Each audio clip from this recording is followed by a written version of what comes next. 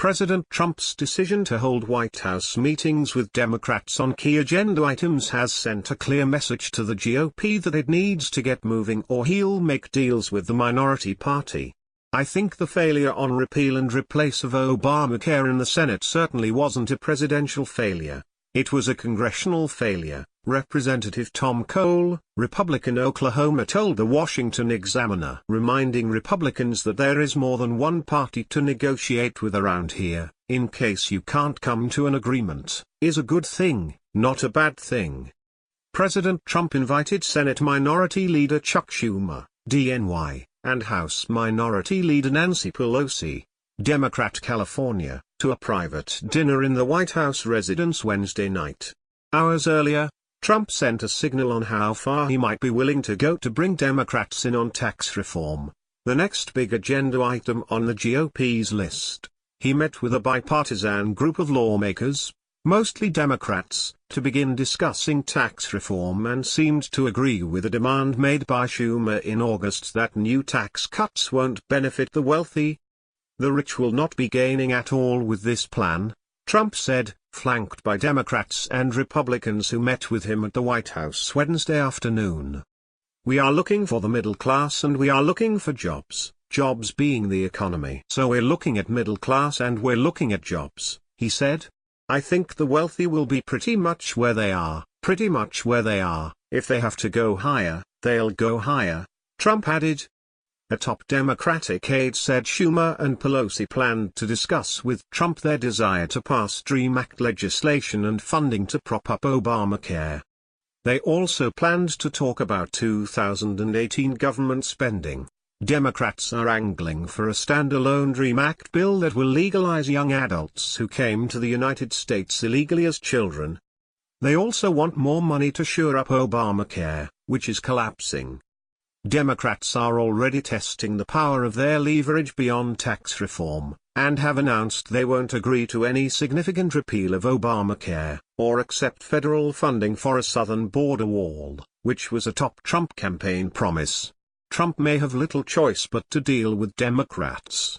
Republicans have not been able to move a major agenda item this year. They failed to garner enough GOP votes to advance a bill that would have partially repealed and replaced Obamacare. They are now struggling to find a Republican consensus on tax reform and were so divided on government spending. Trump sided with Democrats last week on a short-term deal to raise the debt ceiling and fund the government. Here, the currency of the realm is the vote, Pelosi said after victorious Democrats won the 3-month debt ceiling deal, which put a fine point on the inability of Republicans to agree on major issues. Representative Jim Jordan, Republican Ohio, a Trump backer who often bucks the House GOP leadership, said he does not fault Trump for getting frustrated with Republicans, but he isn't worried Trump will pivot to the left. We do need to pick up the pace, Jordan told the Washington Examiner. But I think the president is focused on what I am focused on, which is doing what the American people elected us to do. We've got to build the border security wall. That was an essential part of the campaign. But the White House has already signaled it may be willing to go along with Pelosi and Schumer on immigration reform. Pelosi said Trump has assured Democrats he would sign a DREAM Act bill, even though Democrats say they won't agree to funding for a border wall.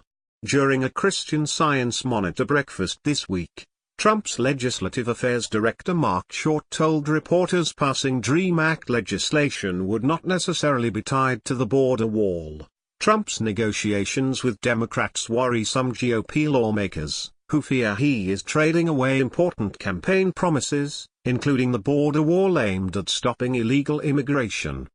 What's left of this promise that was made at nearly every campaign stop? Representative Steve King, Republican Iowa, told the Washington Examiner. King said it's appropriate for Trump to meet with Democrats, but he needs to assure conservatives that he is going to dial back and keep his campaign promises. That is the most important thing. The president should be thinking about what happens to his base. Trump's meeting with Schumer and Pelosi took place a day after the president hosted a bipartisan dinner with senators on tax reform. Senate Finance Committee Chairman Orrin Hatch, Republican Utah, who attended the dinner, said Trump did not threaten to work with Democrats if the GOP fails to cut a tax deal, and instead wants to bring them on board for a bipartisan deal. "It was a nice evening," said Hatch, who is overseeing the Senate's tax reform effort. "He'd like to get Democrats, and so would I." Representative Chris Collins, RNY, a staunch Trump supporter and ally, said Trump's meetings with Democrats don't bother him at all. "We need bipartisan on tax reform," Collins said. "I applaud him for this.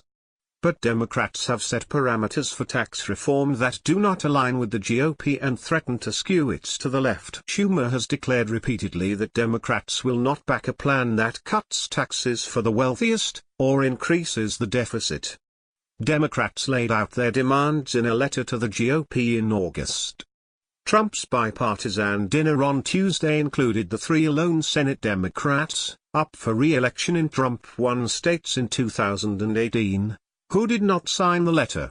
Right now, Republicans are optimistic that Trump's outreach effort to Democrats is a sign of what could happen if the GOP can't get its act together, and not a sign that he's done with Republicans completely. "He's got to feel free to negotiate and break in different directions," Cole said. "It's useful and it's a good reminder to us that a president shouldn't be prisoner to any political party. Chief executives need to have that kind of flexibility."